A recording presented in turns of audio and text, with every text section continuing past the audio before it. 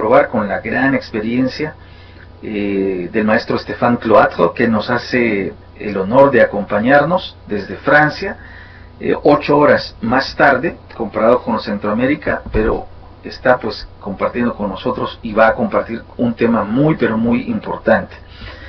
Yo tuve la ocasión de encontrarme con el maestro Stéphane Cloître este año, y pues mi sorpresa fue que era la persona que había preparado algunos cursos que yo estaba siguiendo en línea para conocer el tema de la aplicación de Minecraft en aspectos un poco más complejos, y me lo encuentro en un evento internacional, y pues compartimos algunas experiencias y decidimos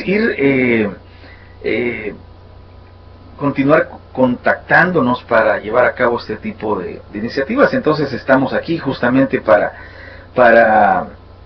aprovechar al máximo todos estos recursos que tenemos y seguir ese consejo que la UNESCO nos brinda y que posiciona a la sociedad del conocimiento como un momento único en la historia en el que podemos alcanzar los niveles más altos de desarrollo. Todo gracias a la aplicación de tecnología en educación. Es necesario, aparte de la formación, sea presencial o a distancia, en el tema de innovación educativa, es importante conocer todo lo que también conlleva el hecho de transformar un proceso tradicional en un proceso innovador. Tenemos que educar a nuestros docentes, estudiantes, coordinadores, directores e incluso funcionarios del ámbito educativo y por supuesto ¿para qué? Para que todo esto, estos esfuerzos, este aprovechamiento de recursos tenga un impacto significativo. Hablando de esto, hablando de innovación, pues presentamos el tema de la gamificación. Sin embargo, pues todos sabemos, no es algo nuevo, no es algo reciente, ya que pues la gamificación se ha llevado al nivel más alto gracias a la aplicación de la tecnología. Decimos pues que la gamificación es una técnica de aprendizaje que traslada la mecánica de los juegos al ámbito educativo profesional con el fin justamente de conseguir mejores resultados, ya sea para obtener mejores conocimientos, para mejorar alguna habilidad o bien para recompensar acciones concretas, entre otras cosas. Sabemos que en décadas anteriores pues los maestros de educación inicial pues se dedicaban digamos una gran parte de su tiempo a jugar con los estudiantes, maestros de primaria también, pero ahora la gamificación pues se está llevando a niveles más altos gracias a la aplicación de tecnología. El objetivo pues de la gamificación es potenciar al máximo las habilidades de los estudiantes a través de la experimentación y el juego, puesto que mediante la experiencia y la diversión es más fácil alcanzar aprendizajes significativos y funcionales. Sabemos que aprender jugando es bonito, es atractivo, es algo que complace mucho a las personas que están dentro de un entorno de este tipo, y qué mejor momento para aprovechar la motivación de los estudiantes para brindarles la oportunidad de que tengan experiencias únicas, experiencias que antes nosotros como educadores las vivíamos solamente en papel o solamente con papel y lápiz. Hoy, tal y como lo vamos a ver con la experiencia del maestro Stéphane, vamos a ver que ya no es posible seguir trabajando solamente con papel y lápiz, sino que podemos ir un poco más allá, incluso viajar a mundos tridimensionales y trabajar colaborativamente con otros. Algunas de las características de la gamificación, pues acumulación de puntos, escalado de niveles, obtención de premios, regalos, clasificaciones, desafíos, misiones o retos. Esto siempre se ha incorporado al enfoque de gamificación, pero hoy en día, como lo dije anteriormente, está llegando a niveles mucho más interesantes, de mayor impacto, gracias a la incorporación de tecnología al enfoque de gamificación. Y para este tema, Minecraft, la versión educativa de Microsoft, se apega perfectamente a todo lo que podemos hacer, ya que no solamente permite que los estudiantes de forma individual, sino que también de forma colaborativa puedan solucionar retos, sobrepasar obstáculos, solucionar problemas y en este sentido transformarse en especialistas de la aplicación del enfoque del pensamiento computacional, además de incluir la programación, temas de STEM, entre otros. Entonces es una solución muy completa que muchos conocemos, el juego de bloques, que permite que todos, niños, jóvenes y maestros, podamos construir lo que queramos dentro de un entorno tridimensional. Entonces, algunas de las características, pues, el pensamiento crítico, por supuesto, es uno de los elementos más importantes dentro de la gamificación con Minecraft, el pensamiento computacional y el lenguaje de programación. Entonces, una herramienta muy completa que lleva el enfoque de la gamificación a niveles nunca antes explorados. Vemos algunas imágenes de lo que se puede hacer con la programación, integrando Make Code, una solución de Microsoft para incorporarla con programación a la parte de Minecraft. Existe una comunidad internacional de maestros que utilizan Minecraft en educación y que pues yo les comparto la invitación para que se unan y puedan aprovechar al máximo el hecho de compartir sus proyectos, enlazarse con otros, crear foros, participar en discusiones, ganar puntajes e insignias y crear un perfil dentro de esta comunidad para posicionarse como maestros que utilizan Minecraft en sus procesos educativos. Aquí también pueden encontrar una cantidad diversa de planes de clase que pues se adaptan en algunos casos a lo que ustedes están trabajando, sino pues también pueden trabajar el propio para compartirlo dentro de esta comunidad internacional. Entonces, para mí pues la verdad es un honor compartir con ustedes, estar compartiendo esta iniciativa que, como ya lo mencionó el maestro Manuel al principio, vamos a pasar desde el tema de aplicación de tecnología en educación a pasar al enfoque de gamificación en el aula con Minecraft específicamente, y de cómo Minecraft nos puede ayudar, y esto es algo interesante que se está dando de forma única en el mundo, de cómo Minecraft nos puede ayudar para reconstruir el legado ancestral de nuestras culturas de este lado del mundo, algo que pues el maestro Estefan le ha parecido muy interesante y que ya nos va a contar de qué se trata todo lo que se viene. Entonces, maestro Manuel, muchas gracias por la invitación, sigo pendiente para lo que viene. Muchas gracias a todos y felicidades por su interés, la invitación para seguir pues avanzando en lo que estamos trabajando y también lo que están trabajando en la Academia Juan Aparicio en Guatemala.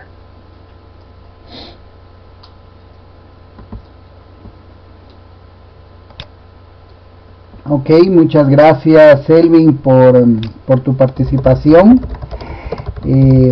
Estamos pues ya pienso que listos. Por ahí me están contando que tienen algunos problemas técnicos.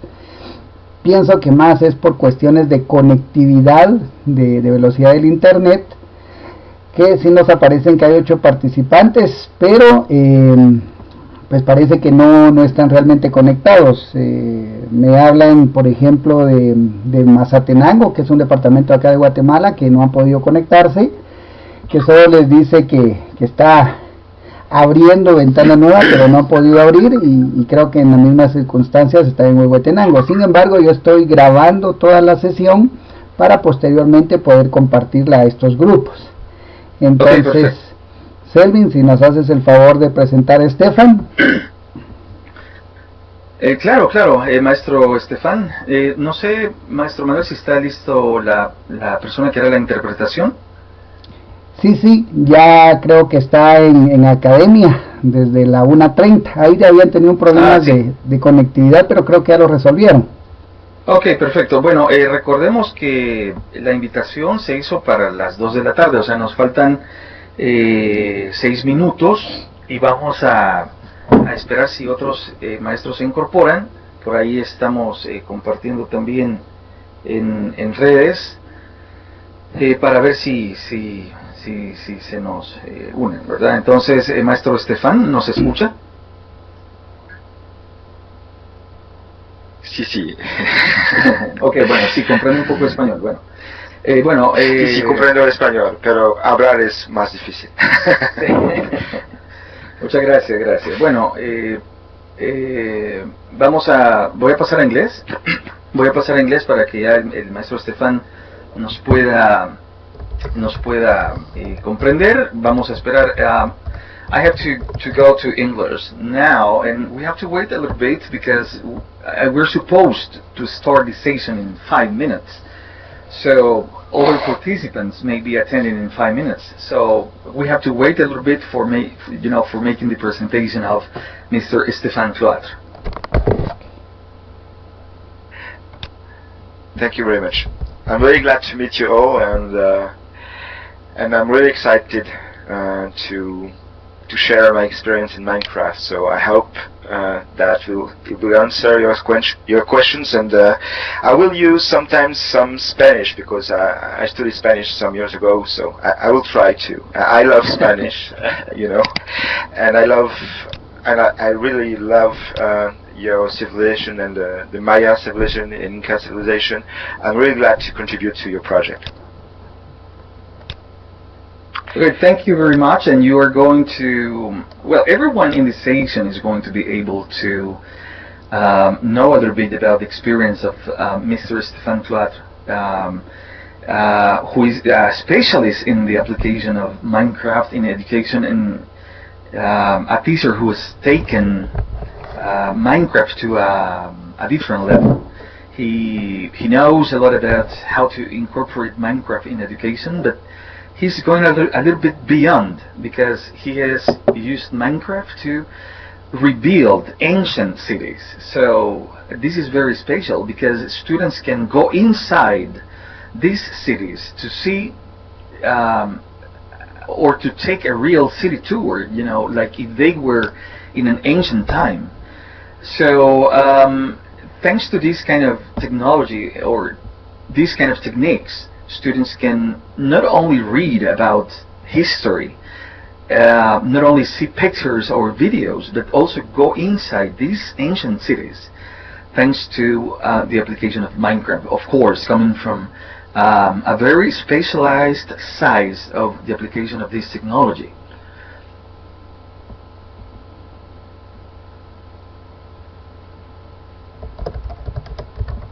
Lo dejaré un momento para la interpretación.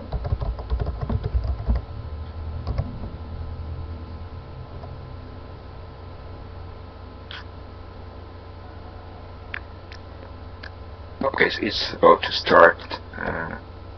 Apparently, just uploading. Yeah, we're gonna keep waiting for the presentation to be uploaded. Maestro Manuel, no sé si usted me indica cuando se haya concluido la interpretación en español para poder continuar. Ok, estoy verificando eso. Voy a tratar de mantener conectividad vía WhatsApp para que ellos me vayan indicando. Ok, porque si ellos me escuchan en la academia, maestro Manuel. Eso es lo que estoy verificando, si ya... Porque si ellos me escuchan, puedo hacerlo en español si hay algún problema también. Ok, ahorita voy a verificar eso, permitir. Ok, muchas gracias. Bueno, tenemos un minuto para comenzar, me confirma para... No sé si necesitan que haga la interpretación o si hay alguien que lo va a hacer en la academia o si usted me lo indica. Ahorita voy a ver, Fermi.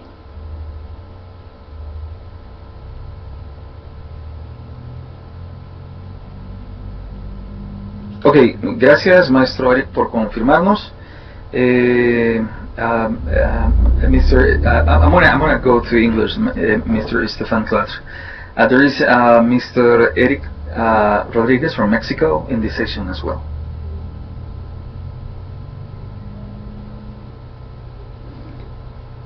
Sí, Selvin, ya nos escuchan. Ya estamos todo bien. Ok, pero ¿necesita que haga yo la interpretación, maestro Manuel, o hay alguien en la academia para hacerla? Sí, Susi, la hija de Fernando, está interpretándonos. Ah, perfecto, pero entonces usted si gusta me avisan ellos o voy despacio o el maestro Estefan podría ir por partes para que ella haga la interpretación, ¿le parece? Ok, perfecto. Yo pienso que Okay. más o menos la voy a ir haciendo en tiempo real para que Okay, perfecto, escuchen los estudiantes. Ok, perfecto, y muchas gracias por el apoyo, hasta allá, a Guatemala, gracias, y bueno, los dejo con el maestro Estefan Cloatro. Ok.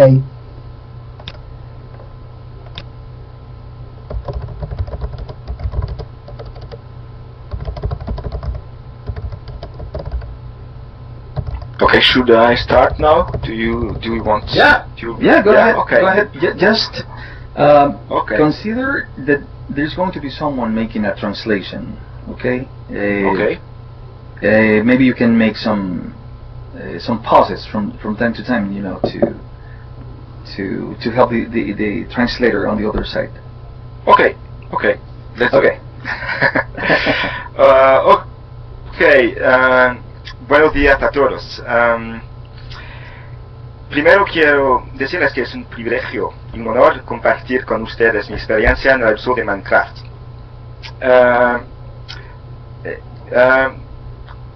¿Me oyes bien? ¿Sí?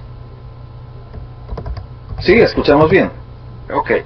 I have a problem. Just can you see the? Okay, it's perfect. Let me introduce myself. Soy un profesor de tecnología en un colegio de Bretaña, precisamente en la ciudad de Fougères, en Francia.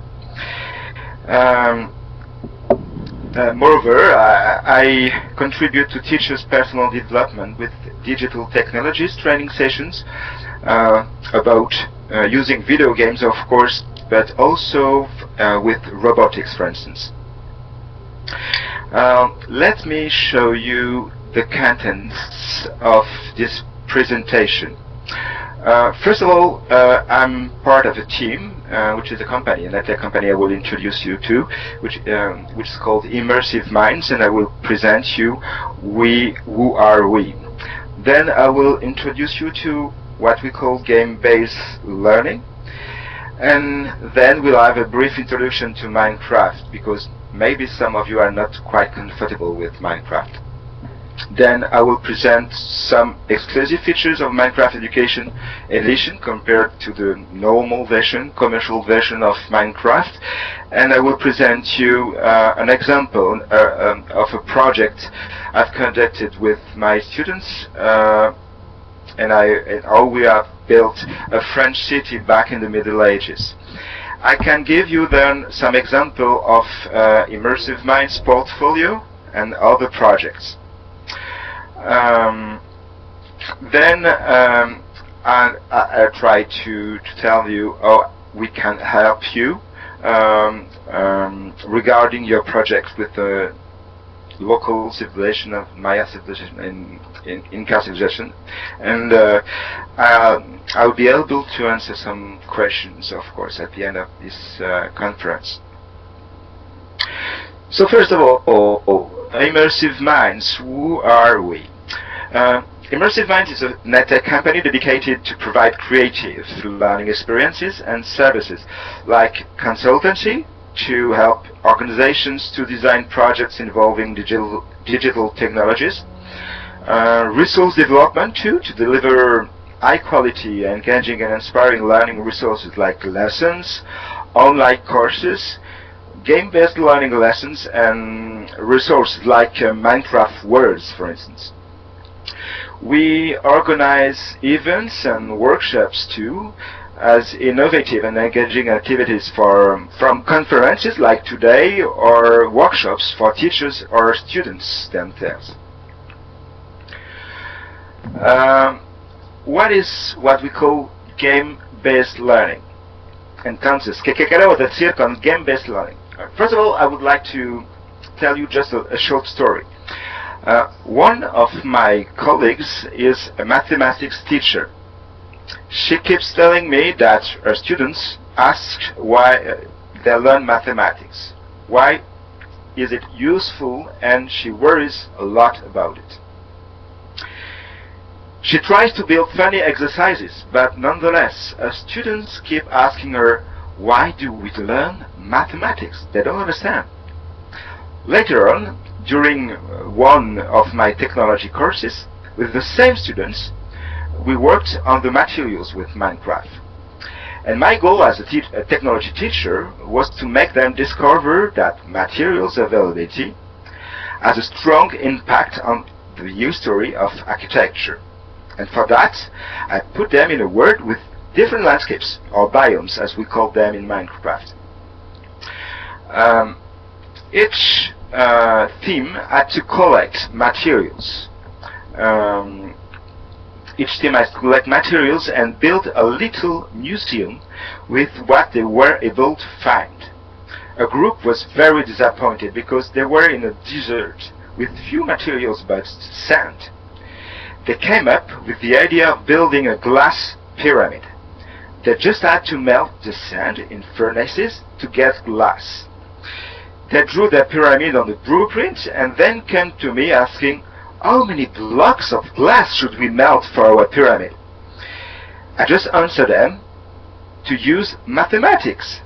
And then later went to my colleague and said, Madame, we need to learn how to calculate the volume of the pyramid. That's game-based learning. Do you want to make me to make a pause there? Is it clear for you? Yeah? I go on? Okay. Can you hear me? It's okay? Yeah, we can hear you. We can hear you. Okay, now, fine. If you need more time, having the translation, let Mr. Stefan know about it. Okay, so don't hesitate to chat if you want me to pause or if you have any question, of course. Okay. So that's game-based learning. Game-based learning, basically, what it is? It's an immersive experience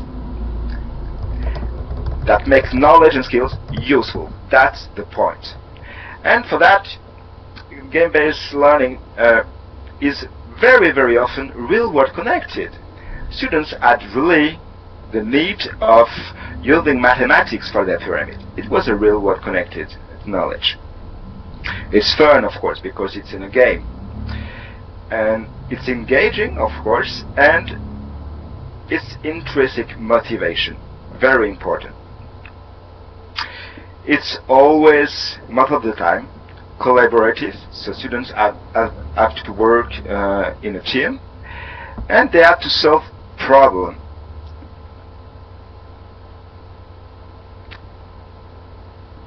Okay, I have little problems with my presentation. I should wait for next. Okay, so then I will present you what is Minecraft for those which are not familiar with that game. Just waiting the next slide to appear. Maybe you can see the next slide. I don't. Okay.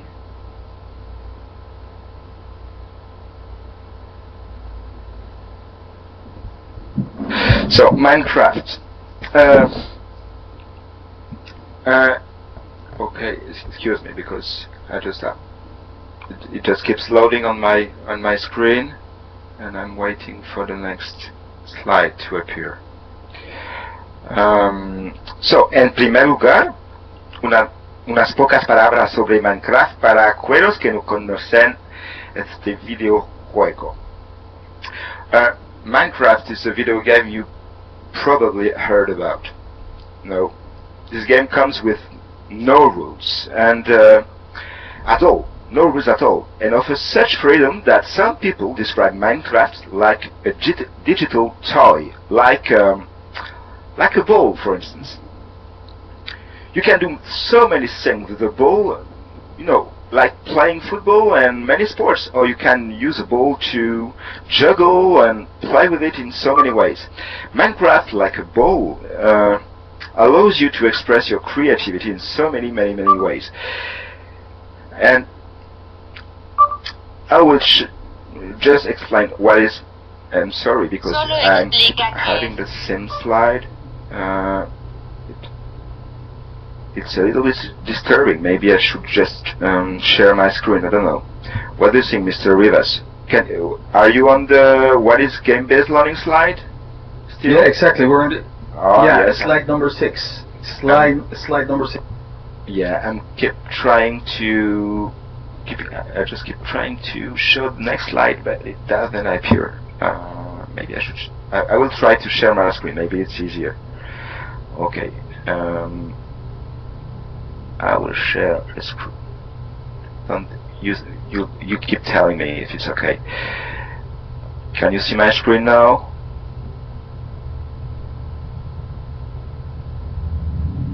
Tell me. Okay. You tell me if you see the screen introduction to Minecraft. It's loading. Yeah, now we can see it. We can see it now. Okay. So Minecraft is a sandbox game, what we call a sandbox game, okay? And it's a world of blocks. You can break, collect, transform. To live adventures, for instance, because you can meet monsters, animals, you have to survive, you have to fight hunger, to find food, and to cook the food to be able to survive. And you can also build peacefully whatever you like. That's what we call the creative mode. In this mode, you can use all the blocks. You don't have to collect them. You don't have to break them. They're all at your disposal. So that's the two main modes with Minecraft. And of course, you can play Minecraft alone, but you can play Minecraft with other players. That's the point. Very, very often, players are 2, 3, 10, sometimes several hundreds, building together, trying to survive together. You have a lot of blocks in Minecraft, many blocks. Like, for instance, you have dirt, wood, gold, bookshelves, sand. You can you have in Minecraft at your disposal different landscapes. You have, for instance, jungle, mesa, desert, plains, swamps. You have different plants, like flowers, different kinds of trees, mushrooms, cacao. You have at your disposal different animals, like on that slide we have some examples like the parrot, the llama, the turtle, wolves, horses, many different kind of animals. That's the part that is common, whatever the version of Minecraft you use.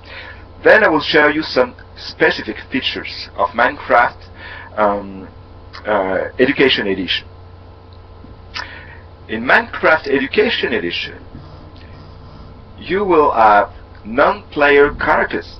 That's very interesting because the teacher can add characters within the game and add a dialog box and some interaction between the player and the game. Like questions, you can add some links to internet websites. You can add interactions. For instance, if the player answers right to a question, it can be teleported to another place. So it's very interesting for a teacher to use NPC, let's say, non-player characters. Another specific feature is the agent, what we call code connection, which allows you to code, to program inside Minecraft. And for that we use a language, like said Mr. Rivas, which is MakeCode or other languages. Other specific features are camera and portfolio, so you can take pictures within the game. You can do, you have access to a portfolio, and you can just add comments under your pictures if you want.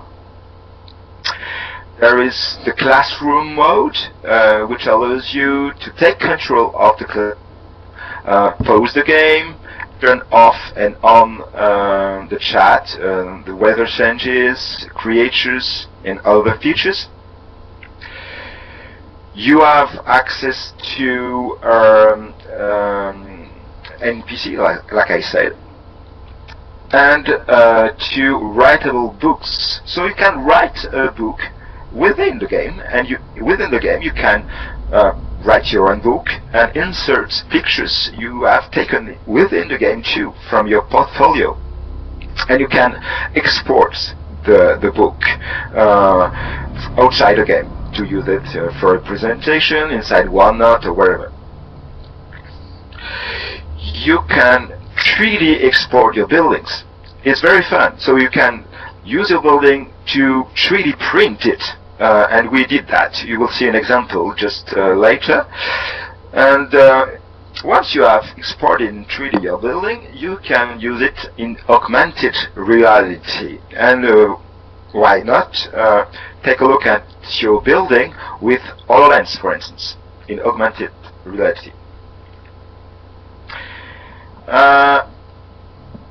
Then, Fougère Craft, what I call Fougère Craft, because Fougère is my city, and the project we had to build our city back in 1450.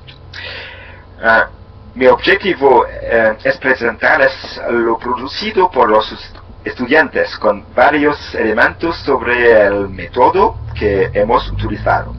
El proyecto que van a descubrir es un proyecto de reconstrucción de una ciudad medieval. Fougère is a French city, a small French city located in Brittany, in the western part of France. And the city is surrounded by battlements, by walls. And it was at the frontier between Brittany and France. It was independent at that time in the 15th century. Many parts of the medieval city still stand today, but we have lost the coherence of the wall of all the city. So, we have signed a partnership with the Heritage Service of the city to build the city back in 1450, which gave us access to historical documents and private visits with our students. You can take a look there. You can see our students there discovering the city and taking notes. So our working method was to work with 3 different teachers involved with our students: mathematics teacher for measurement and proportionality, history teacher for searches, text, written in Minecraft books, and me as technology teacher for searches, blueprints, and building in Minecraft. We have first created the medieval landscape on scale as it was in the 15th century. You can take a look at the city right now, and well, first of all, we have imported a map that was built by a government organization that provides for free any map of the territory within Minecraft. It's called the Instituto Nacional de la Información Geográfica y Forestal. And the website is called Minecraft a la Carta. So that was the first map. We didn't build anything on that picture, okay? It was fully automatic. And then we have transformed, we have begun to build and to give shape to the city as it was in the Middle Ages. So the hills were, of course, almost the same, but for instance, there was more water, more rivers. Of course, all the buildings, the buildings of the 20th century didn't exist in the Middle Ages, so we erased it, and then we were able to give the city its shape, its aspect of the Middle Ages, like you can see on that third picture. So to work, we had access to blueprints and historical documents. For instance, that map, it's a map of the city in 1450, provided by an archaeological organization. we had access to some views, 3D views that was drew by archaeologists. We had access to historical views and maps, like you can see. Then students had to prepare their work for Minecraft. So on that view you can see that we had a map, and I printed that map on a squared paper, and students had to draw like the blocks we have in Minecraft to prepare their building, to transform a map, a round map with some shapes that we couldn't build in Minecraft, and to transform that first blueprint to a Minecraft blueprint. On that example, you can see a blueprint of a tower too, and students used Minecraft blocks, stairs blocks to transform a building into something we can really build with Minecraft. Then all the students were in different teams, so we have divided their work into several teams. For instance, 2 students were in charge of a house, 6 for a tower. We divided the work inside in different teams, and you can take a look on the result here. We're in the courtyard of the castle with un establo here, and another example is a church, so you can compare the result between the real building and the Minecraft building. So it's quite close, and it's on scale. And then we were able to print in 3D those buildings. So we have printed all the buildings in 3D at different scales. For instance, under the church here, you have one scale and another scale of the same church. And those different models were used by mathematics teachers to teach scale in mathematics. So, which skills did the students learn within Minecraft? First skill, what are the structures, materials and functions of different medieval buildings? That's a technology skill. How housing and cities evolved throughout history. That's a second skill, a technology skill. And drawing 2D blueprints and building in 3D, of course. That's my skills in technology, how to collaborate and work in team, etc. And then we were able to work what we call computational thinking, of course, with Minecraft. The 4 steps of computational thinking are decomposition, pattern recognition, algorithm design, and abstraction. First of all, decomposition. If we take a look at that picture here, we see that decomposition is breaking problems into smaller problems. To be efficient, big buildings should be divided into smaller parts under the responsibility of different teams. Each team can therefore develop a specialty that could be applied to different buildings: interior, decoration, structure, NPC, farming, etc., etc. We have 2 windows, the same windows, so we have to learn, and we have to be able to construct correctly one window and then copy paste the second window. Here we have 2 shapes the same, so we have just to build one correctly and copy paste. Same thing for the pillars here, same thing for the windows here. So first of all, students have to learn how to divide a building into different shapes that can be copy pasted easily to be more efficient, of course. Second part is what we call the algorithm design, which is a step-by-step instruction on how to do something. First step, we have to build the building on the ground only, okay, as we can see here. So we have to apply correctly the blueprint on the ground and not to build the walls up too fast, because mistake, and we have already built the walls, we will lose time. So we must be sure to have already done the first step on the ground correctly, and to prepare the buildings with colors. For instance, here you can see pink colors, just to identify correctly the distance between that building and that building.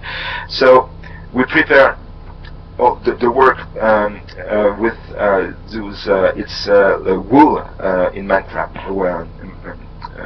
wool blocks, and with those wool blocks we can prepare easily the work. That's how we have worked and learned algorithm design. Then abstraction. Of course, when you analyze a building, it's made of geometrical shapes.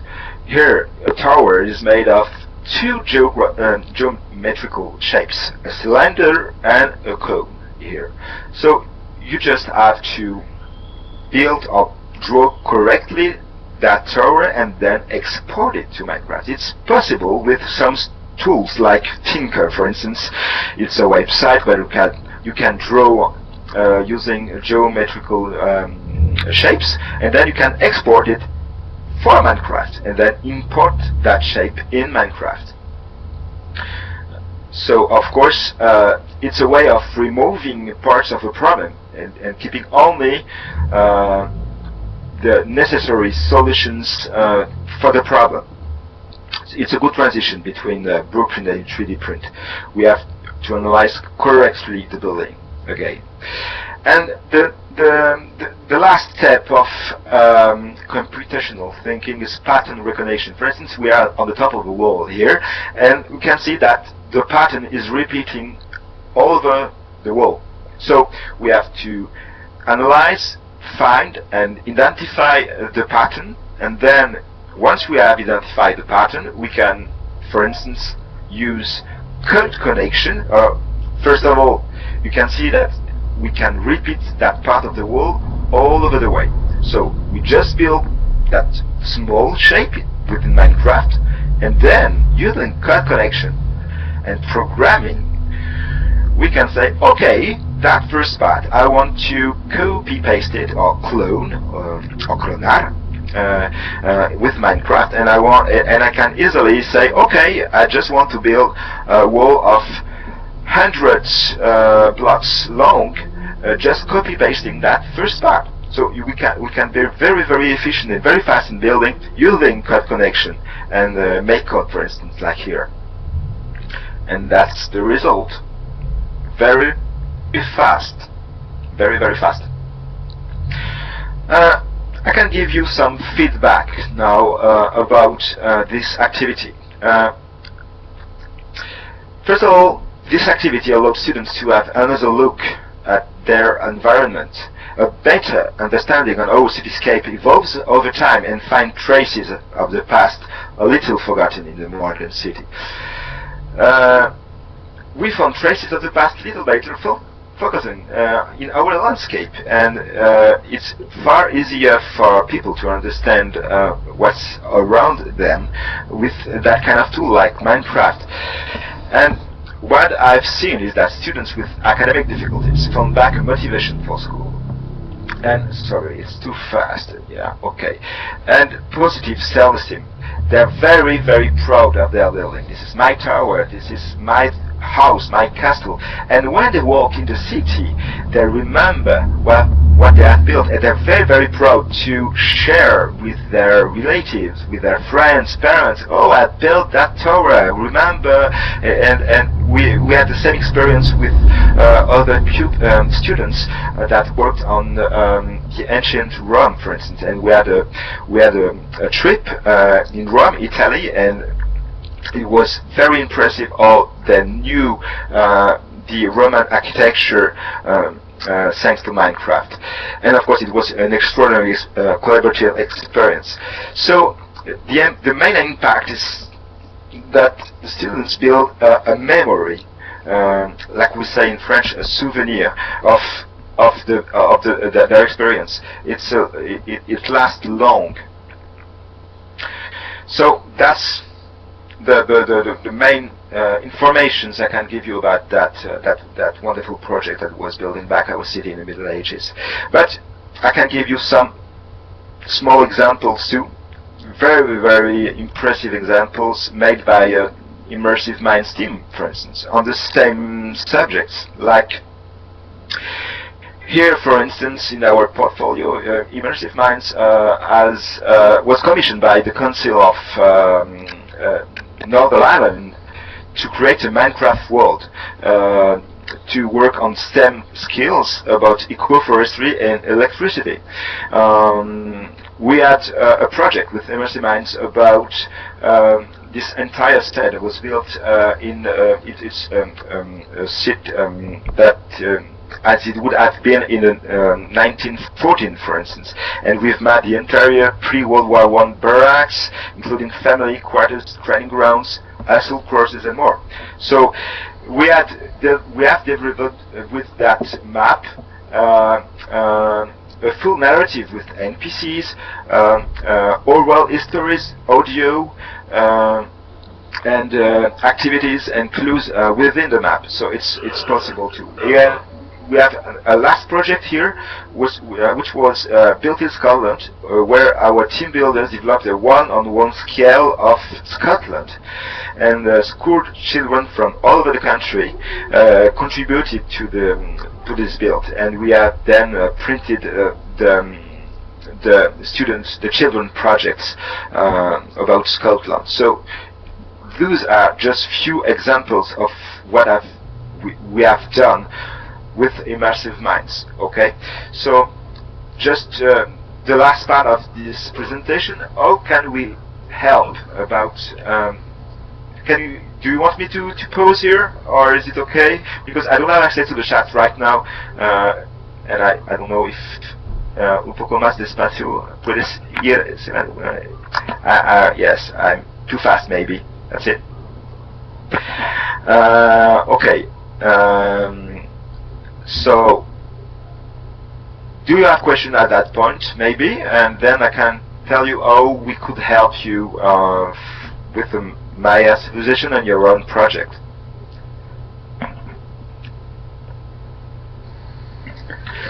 Bueno, no sé si hay alguna pregunta de parte de los maestros, los estudiantes.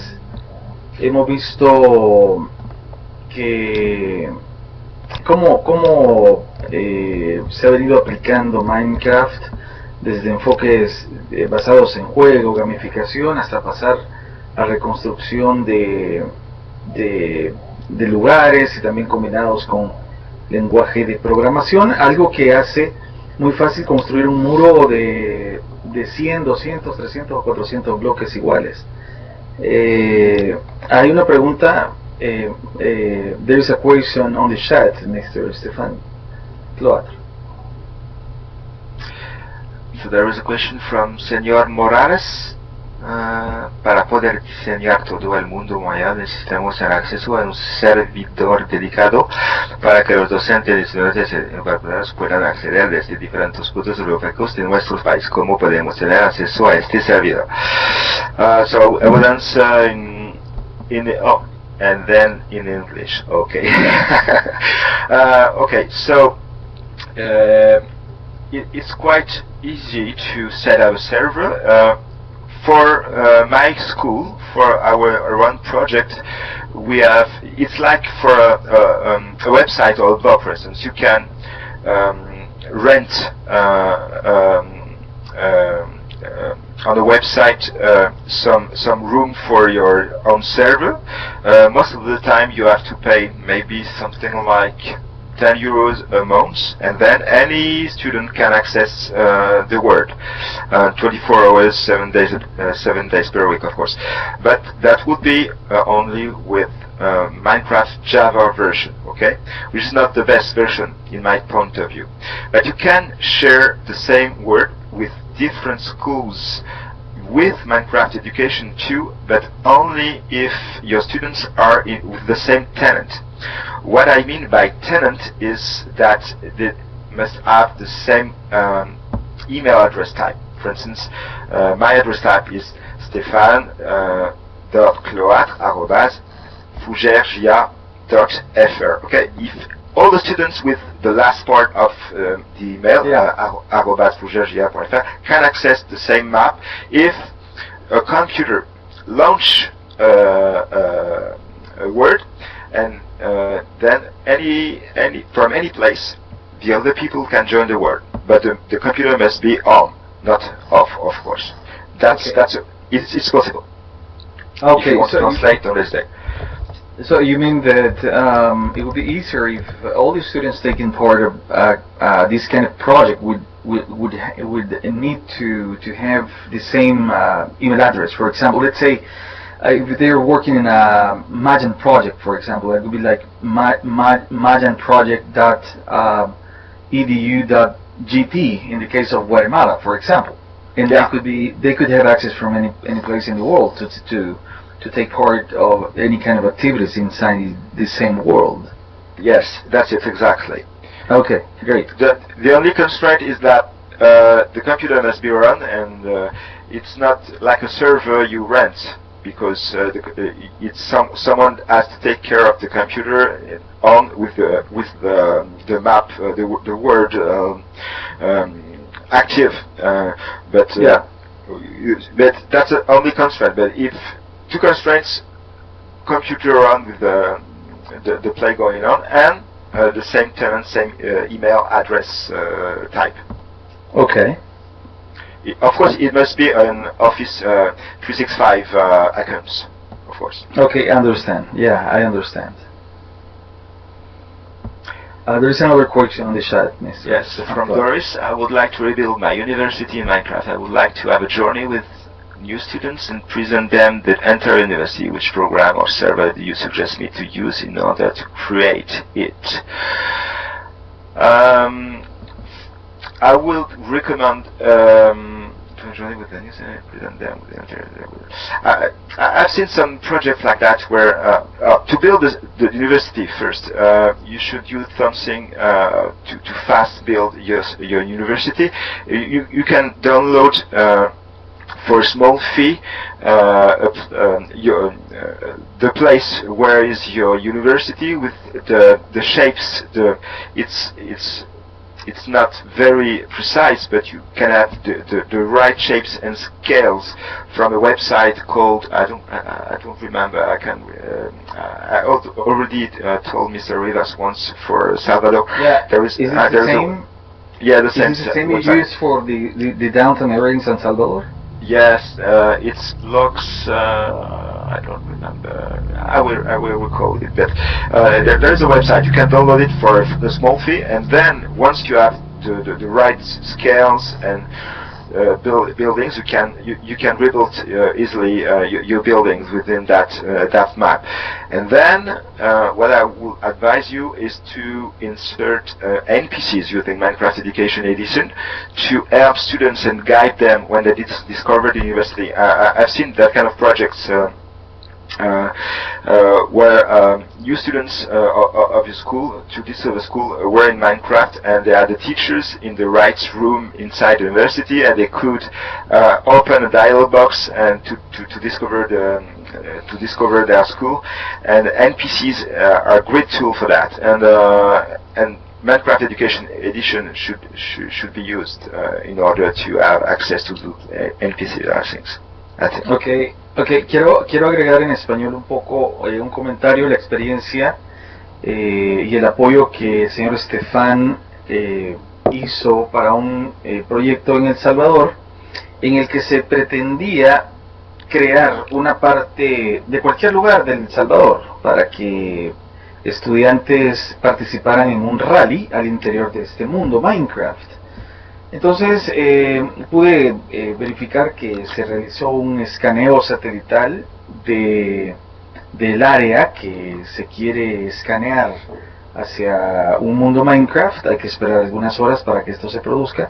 Y si no tiene tanto detalle, por ejemplo, como las ciudades medievales que pudimos ver en la presentación del maestro Estefan, sí da la orientación para que la estructura principal de los edificios se pueda apreciar dentro de un mundo Minecraft, y que, bueno, toma los materiales de Minecraft para construirlo. Ahora, ¿qué es lo que hay que hacer una vez que se tiene una guía?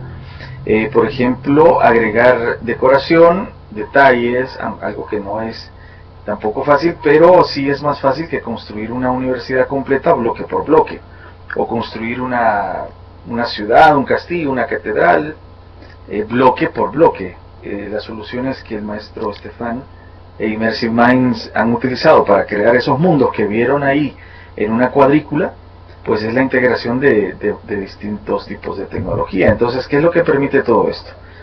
Permite un viaje, bueno, y lo ha comentado anteriormente, ¿qué tengo que hacer para que un mundo sea exclusivo para los estudiantes que usan ese mundo? Pues habría que tener una cuenta educativa de Minecraft con el mismo dominio, por ejemplo, Proyecto Maya, digámoslo así, legado Guatemala.edu.gt, por ejemplo, todos los estudiantes que van a participar, para que puedan también hacerlo desde cualquier lugar, una forma. Entonces, sí es muy interesante ver cómo a través de un escaneo satelital de integración de tecnología, todo esto puede pasar a algo real, e incluso, como pudieron ver algunas muestras que el maestro Estefan nos enseñó en la presentación sobre impresión 3D. Es pues muy importante. Hay otra pregunta, maestro Estefan. How can you make the transition from the building drawing to Minecraft? It can be done like this for the title mapping. Well, the easy way, yeah, would be. It depends if the buildings can be seen on a satellite map, and then it's easy. For a modern city is easy. For ancient cities, it's more difficult. So I would recommend to once you have the blueprints or the plans of the city, to print them on a squared sheet, you see, where you can just adjust the scale of your print to the size of the blocks, and then students have to draw on the paper before building the city. For ancient buildings, that's the best way, I think. I don't know if I answered correctly to your question, Senor Morales.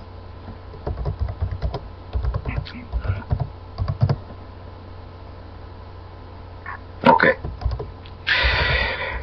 So you have to know the right scale, the right dimensions of the building, and then you can draw on the paper. But there is a lot of most of the time during a project like the medieval city was a preparation time. For instance, on the projects of 15 hours, students built only during 3 or 4 hours.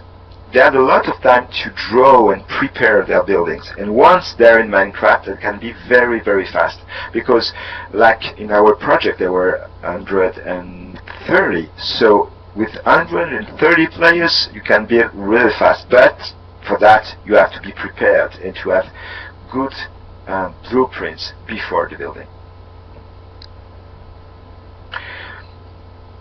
Okay, there is another question I can answer, or I can show you how we can help you maybe with your projects,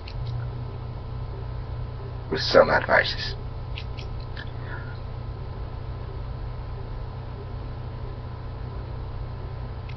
Okay, I go on, Senor Rivas? Yeah, go on. Yeah, go on. Okay. So, how can we help?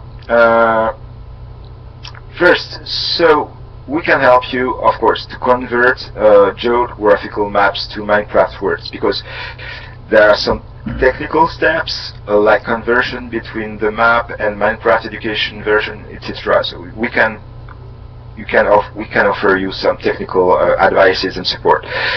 We can provide you some fast methods to build, like coding, copying, pasting, like I told you before, or building for you, maybe some parts of the city, or the, I don't know, the main structures of the city, the roads, so that your students can easily build and find where they have to build their temple, for instance, inside the city. So we can help you on that part. And what the main efforts that can help, that can provide immersive minds, is about adding new layers to the game. Because Minecraft, there are some blocks or plans that are missing for your project, maybe. If we discuss about the Maya civilization, of course, I think that it's a shame that in Minecraft we don't have access to corn. We just have wheat, not corn. And for the Maya civilization, it would be great to add corn for the game, and Immersive Minds is able to do that. And if we talk about the skins, NPC skins or player skins, there are aspects within the game. There is no Maya costume, traditional costume within the game, but we can create that and provide it to you. And maybe some animals you would like to have in the game that are not available in Minecraft Education Edition or in any version of Minecraft, and we can create new animals for you within the game, like, I don't know, crocodile, jaguar, whatever. We can add new players or new NPC like gods, real gods like the gods of the Maya, like, I don't know, Itzama, Ekchua, or Yunkash. Different gods. I'm not the specialist of the Maya gods, of course, but we can provide you that kind of experience. So I can just show you an example. Some months ago, we have provided for United for Wildlife a new experience within Minecraft. It's impossible with the real Minecraft. We added elephants, giraffes. We have created some learning experiences and training sessions for teachers to use that map. And you can search with Minecraft giraffes. It's not possible normally, but we created that. So it would be really exciting to create a specific experience for the Maya or Inca civilization, of course. And that we have in our team some developers that are able to do that, and then do it very, very well. So if you want to know more about that experience, which is called We Are the Rangers, there is a YouTube video here that I will provide you, and you can take a look and see how it looks. So there is no limit, in fact. Of course, Minecraft has some limits because you don't have access to any plants or animals you want, but we can add whatever you want within the game. It's possible. And that's the main part of it. So the last thing I wanted to share with you is that the project I told you about my city. I've made a short video that I've uploaded to YouTube, and that video has been subtitled in Spanish. So if you want to take a look later, yes, it's in the chat now. If you want to take a look later on what we have built and the method we have used, you can use that video with the Spanish subtitles. So if you have any more questions, I'm here, and I'm more than happy to answer, of course.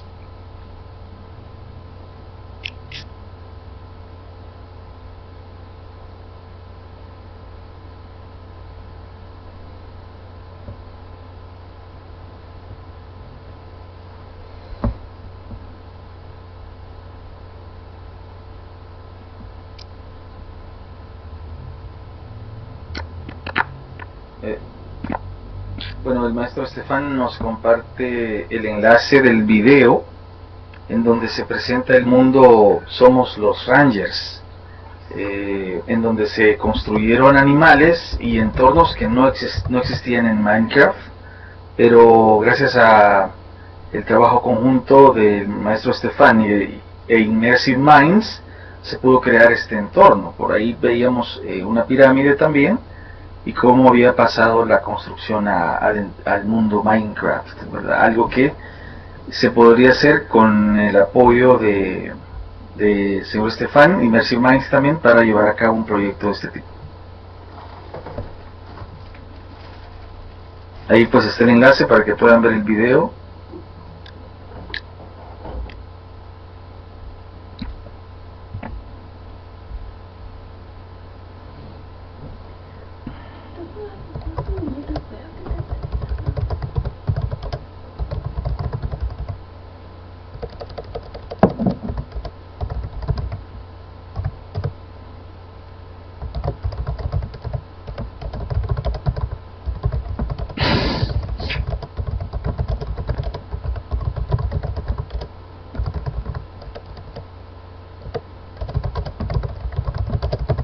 Bueno, hay una serie de enlaces que nos está compartiendo el maestro Stefan en el chat para que conozcan su trabajo y lo que se ha hecho con Immersive Minds también. No sé, maestro Manuel, si hay alguna otra pregunta, algún comentario. Ya estamos casi por cerrar. Estoy seguro que la idea general se quedó, porque es un tema nuevo realmente, o sea, pasar de lo que todos conocemos con Minecraft, de bloques, a pasar a construir grandes complejos, es algo nuevo, pero sí hemos entendido que es posible hacerlo a través de la combinación de tecnologías que combinan Minecraft con otras para producir entornos, digamos, inmediatamente, y que puede ser decorado por estudiantes de forma individual o en grupos, para terminar con esos detalles. Ok, sí, muchas gracias a Stefan, gracias Elvin por esta primera videoconferencia. Pienso que vamos a tomar muy en cuenta las recomendaciones que nos han hecho. Pues aprovechando que tenemos acceso a plataformas de Office 365, ¿verdad?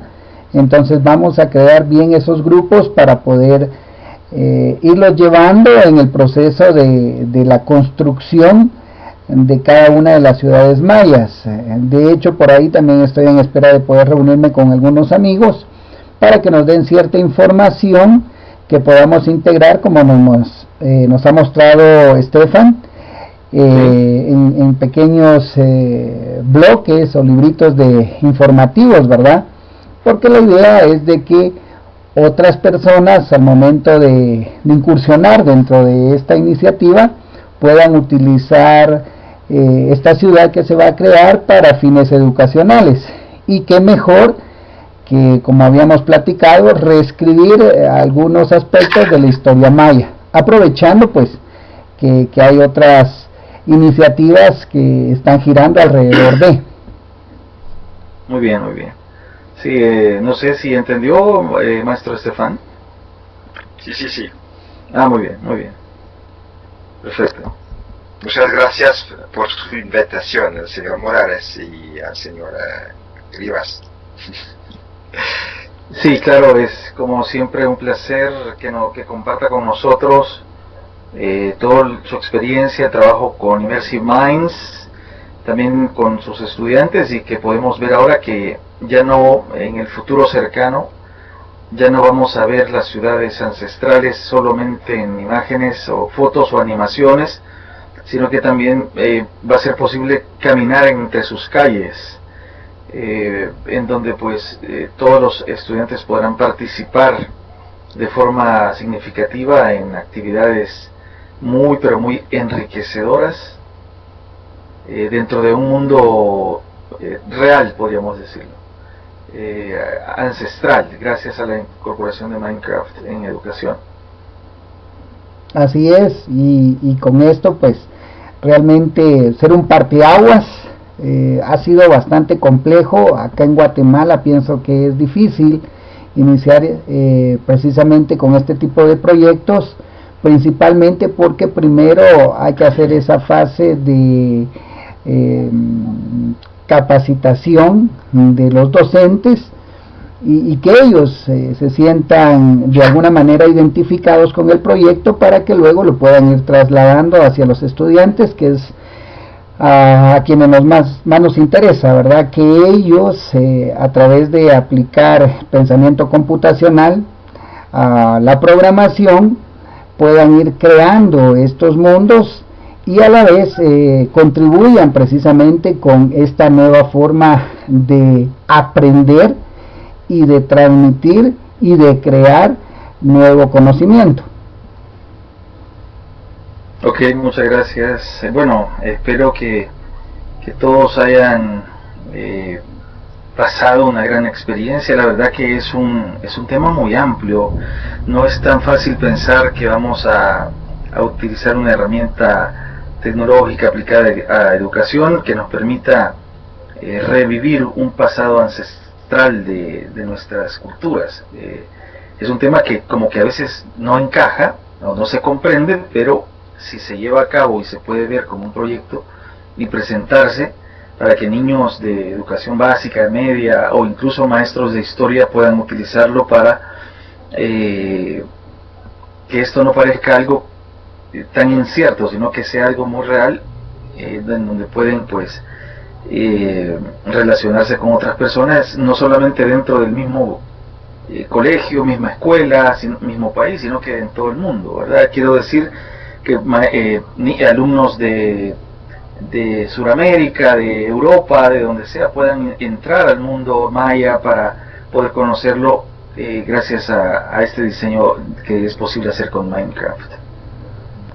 Sí, y no solamente de las ciudades mayas, sino que también de todas aquellas etnias que en Guatemala pues después de la decadencia del periodo maya se formaron, y en el caso de, por ejemplo, del departamento de Huehuetenango, donde se encuentra una ciudadela ya de una etnia mam, como es Aculeu, pero que también tiene mucha información histórica, vestigios de precisamente estas comunidades que todavía pues de alguna manera se quedaron en el territorio, y que incluso en el momento de la conquista fueron ahí sí que incursionadas por los españoles. Entonces pienso que en Huehuetenango, donde hay un colegio que va a participar activamente, ellos también tienen esa oportunidad de recrear esta ciudadela que es propia de su región.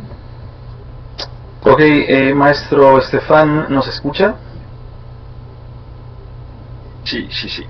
Ok, también no sé si el maestro Eric Rodríguez de México nos escucha. Muy bien. Sí, los escucho bien, sin problemas. Okay. Muy interesante todo. Gracias, Eric. Solo un comentario, ya que habíamos mencionado con el maestro Estefan. ¿Cómo crees que un proyecto de este tipo, ya pues con la idea un poco más clara, podría impactar, digamos, la trascendencia que tiene el legado azteca en México, para que conozca un poco el maestro Estefan?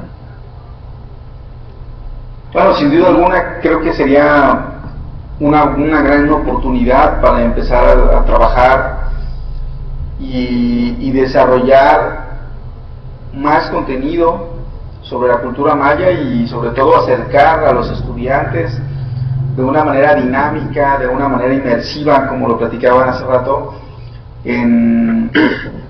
a través del trabajo colaborativo y del uso de las TICs y de Minecraft de manera lúdica en la construcción de esto, y me parece muy interesante. ¿Cómo crees que podría llamar la atención un proyecto de tal magnitud en México relacionándolo con la cultura azteca, Eric? Creo que tendrá un impacto muy fuerte.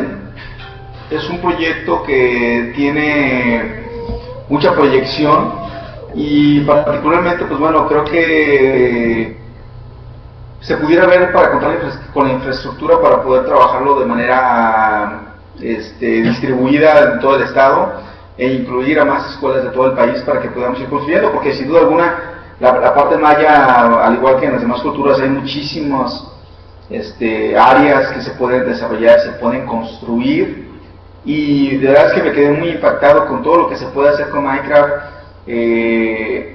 y el desarrollo tan importante que se tiene en las edificaciones. O sea, sin duda alguna creo que será un impacto muy positivo y detonaría muchas habilidades y que voltearían a ver este tipo de proyectos, no solamente de la manera lúdica, sino que también las universidades y otras escuelas estarían muy interesadas en todo este tipo de cosas, porque de verdad creo que seríamos la punta de lanza en muchos de estos tipos de proyectos.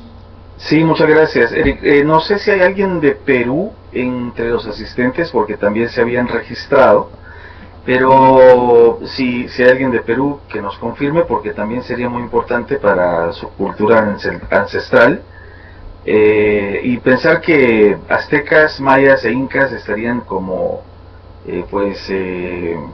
experimentando este impulso con la tecnología, pues sería algo muy interesante. El maestro Estefan Immersive Minds pueden apoyar para la creación y presentar este proyecto ante los ministerios, ante las dependencias de Estado, que tienen que ver con la educación, cultura, tecnología, para que esto lo puedan llevar a un nivel de aplicación dentro de todos los contextos, en este caso México, Guatemala y Perú. En El Salvador, por ejemplo, nosotros tenemos vestigios mayas, pero también tenemos otras culturas como pipiles, lencas, chortis, entre otros, y que también, a pesar de que tenemos menos riqueza que México, Guatemala y Perú, por ejemplo, también por ahí la maestra Doris Martínez de la Universidad Pedagógica de El Salvador podría presentar un proyecto sobre Minecraft y el legado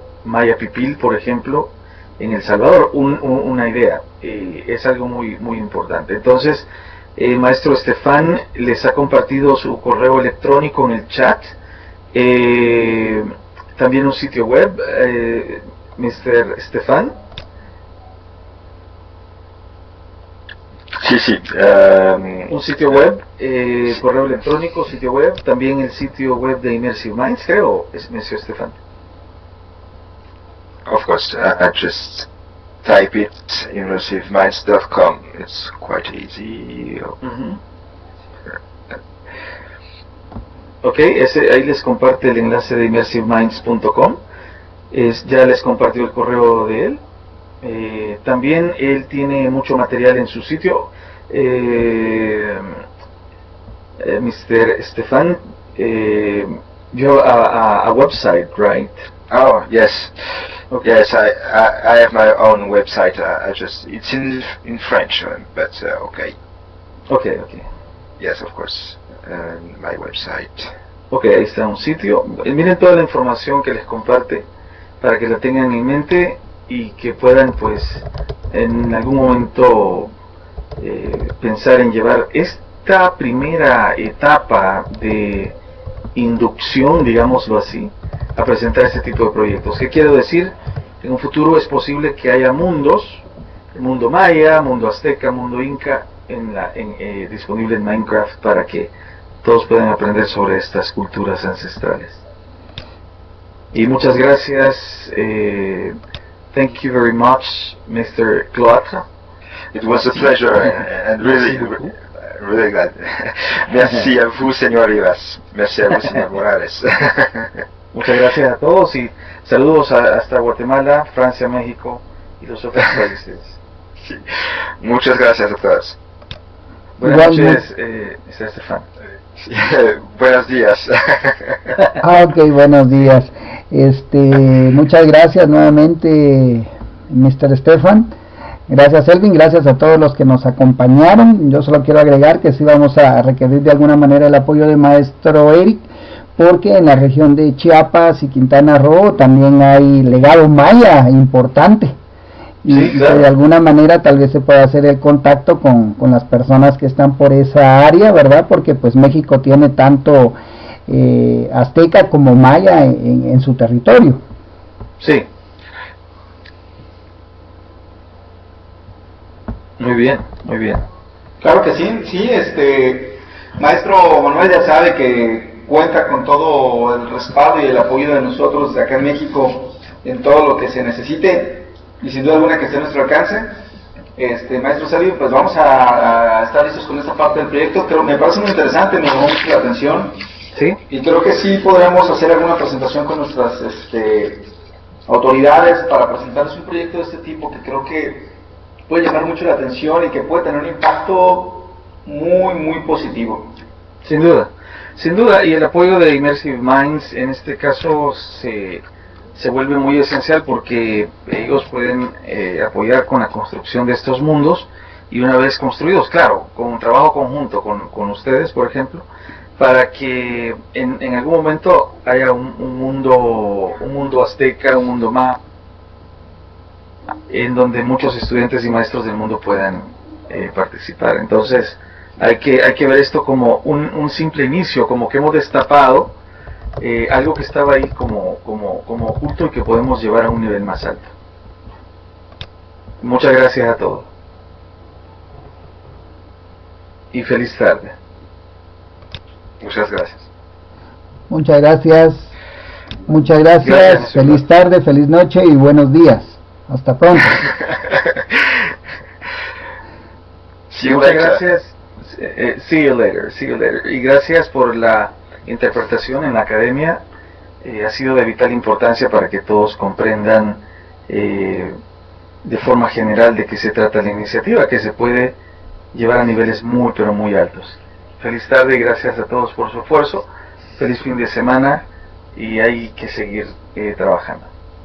Descansen. Gracias, igual. Chao.